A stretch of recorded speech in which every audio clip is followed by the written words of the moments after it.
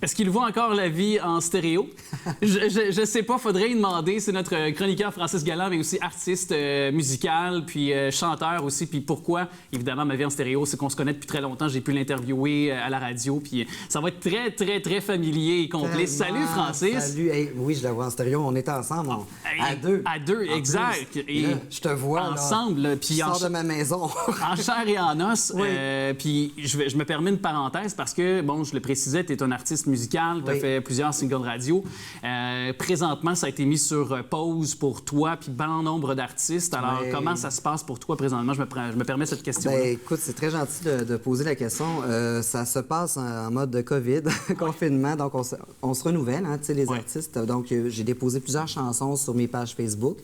Il y a du travail qui se fait de fond, un travail de fond qui se fait au niveau des chansons, sélection des nouvelles chansons de l'album, composition aussi. Donc, c'est vraiment ça, là, c'est en catimini chez moi que je suis en train de préparer un retour sur l'album. Et tu vas avoir des chroniques culturelles, des sujets en ce sens-là, mais maintenant, tu viens du monde culturel, de la musique. Puis, je me permets d'ailleurs de tout de suite sauter au deuxième sujet, puis on reviendra au premier sujet, parce qu'on est dans la musique. Puis, justement, Patrick Gros, qui, lui, après plusieurs années d'absence sur le monde musical, avait retenu l'attention, avait déjà remporté un Félix pour le meilleur album country de l'année avec ses bas blancs. Et on le connaît humoriste, mais est revenu à la guitare. Puis ça a pris un contexte de COVID, justement, pour le ramener à la musique, finalement. C'est vrai, totalement. Tu sais, ça fait presque plus de 10 ans, en fait, une absence pour Pat Gros et les bas blancs. Et la COVID l'a fait confiner un peu comme moi. Et là, il a repris sa guitare. Les dates de spectacle de son show d'humour Gros a été annulé de partout. Alors là, il a commencé à gratter. Il a fait sa première chanson sur le confinement, qui a lancé sur les réseaux sociaux. Qu'il faut pas s'affoler, même si c'est un peu épeurant. Il y a des gens qui prennent soin de nous maintenant. Plus d'1 million de vues, ça a été viral. Incroyable. Et là, ça lui a donné le goût de composer, de rappeler ses vieux chums qu'il voyait, qu'il croisait de temps à autre sur les événements. Puis là, Pat a commencé de fil en aiguille à composer ses chansons et à envoyer à ses complices, donc ces chansons-là, pour faire un album.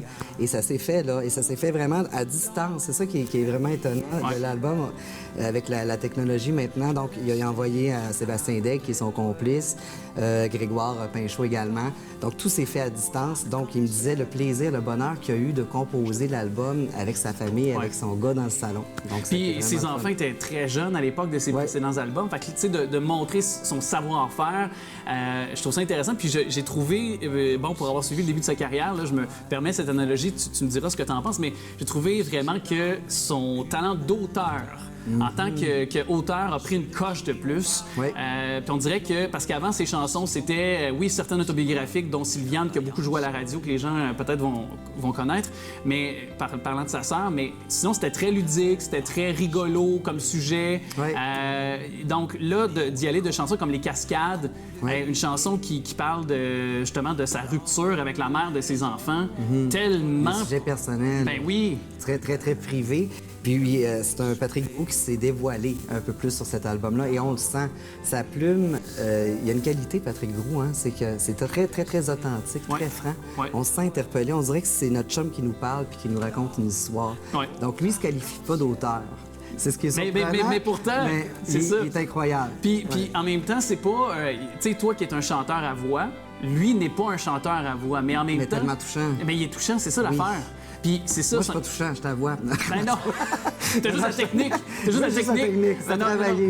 Non, mais pour vrai, mais t'as l'éloquence, je sais très bien. Totalement. Mais c'est ça, c'est que lui, il est pas armé comme toi, par exemple. Toi, t'as la qualité d'interprète, tu sais comment transmettre l'émotion, t'as la voix, mais lui, justement, c'est qu'il n'a pas nécessairement une hyper grande voix, mais il a, comme tu dis, cette qualité de se connecter avec son auditeur. Absolument. Et c'est touchant et c'est vibrant. C'est une bulle qui crée, Patrick Gros, quand il chante, puis il y a ce don-là, en fait. Et ça prend pas une grande voix pour toucher le cœur du monde. Moi, selon moi, là... C'est là où on s'en rend compte. Voilà. Puis on dirait que des émissions comme La Voix nous montrent souvent, justement, les gagnants, les gagnantes, sauf avec quelques exceptions, des grandes performances, dont Suzy Villeneuve récemment. Mais moi, j'aime mieux ces performances-là vocales, plus nuancées, plus en douceur, qui nous racontent quelque chose, et c'est ce qu'il fait. Absolument, qui touche le cœur. Exactement. Et là, on y va, parce que le temps file aussi. Puis je veux qu'on parle de cette journaliste incroyable pendant plusieurs années à TVA avec J.E.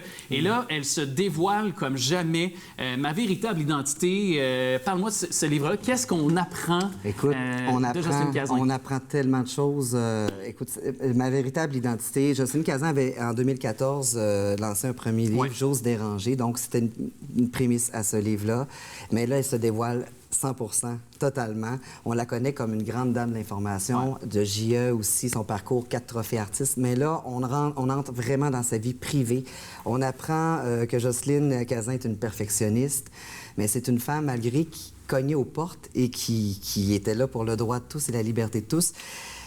Elle a peur de déranger, elle a peur de ne pas se faire aimer. Donc, d'où vient un peu son côté peut-être plus caché de sa vie privée. Et c'est une génération aussi où c'était peut-être un peu moins permis de parler là, de sexualité, de bisexualité, de pansexualité, homosexualité. Donc, je la trouve très courageuse parce qu'on apprend à découvrir sa vie privée, finalement, des relations toxiques, des relations qui ne l'ont pas aidée non plus. Alors voilà, oui. Et je sais qu'elle donne des conférences. Je sais qu'elle donne des conférences auprès des femmes, entre autres, de s'assumer, justement. Tu parlais beaucoup de quête d'identité, entre autres, bisexualité, homosexualité, à une époque où les femmes, autant que les hommes, on refoulait ça. On avait des familles. C'était pas normal. Ben, c'est ça, exactement. On se mariait quand même avec comme un couple hétérosexuel, mais finalement, on n'avait pas nécessairement cette identité-là sexuelle. Exact. Alors, combien de vies qui ont été malheureusement... malheureuses. Ben, exactement. Et cette quête de bonheur, elle nous donne un peu comment elle a réussi, j'imagine, à traverser tout ça, puis enfin à s'affirmer, parce qu'elle a presque 70 ans. À l'aube de ses 70 ans. Et là, Jocelyne, je pense qu'elle va créer un mouvement, parce que beaucoup de femmes de sa génération ou d'hommes n'osent pas et gardent ce secret, ce lourd secret. Alors, je trouve ça très courageux. Puis une femme de le faire. Oui. Une femme de le faire à 60 ans, 70 ans. De se faire son coming out, là, ben, c'est ça, exactement. Puis dans un monde où elle a travaillé, c'est un monde d'hommes. Oui, où elle était jugée d'ailleurs, là, au début de sa carrière. Puis tu sais, comme moi, parce que lorsqu'elle a quitté TVA, elle n'a pas été en mesure de se retrouver un boulot de façon... et c'est déjà quelque chose qu'elle a affirmé dans certaines entrevues. Elle aurait voulu revenir, par exemple, dans des métiers justement plus publics, comme à la télé ou autre. Puis malheureusement, les appels ne se sont pas manifestés.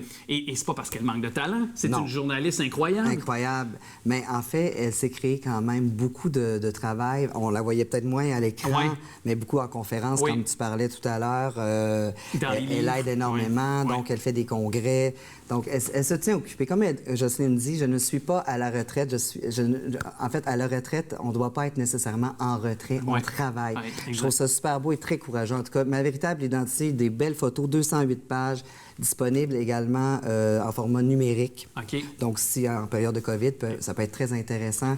On découvre beaucoup de choses et ça aide beaucoup de gens également dans le parcours. Bien, exactement. Puis je pense que cette aide, on en a besoin ces jours-ci parce qu'on a du temps pour faire une introspection.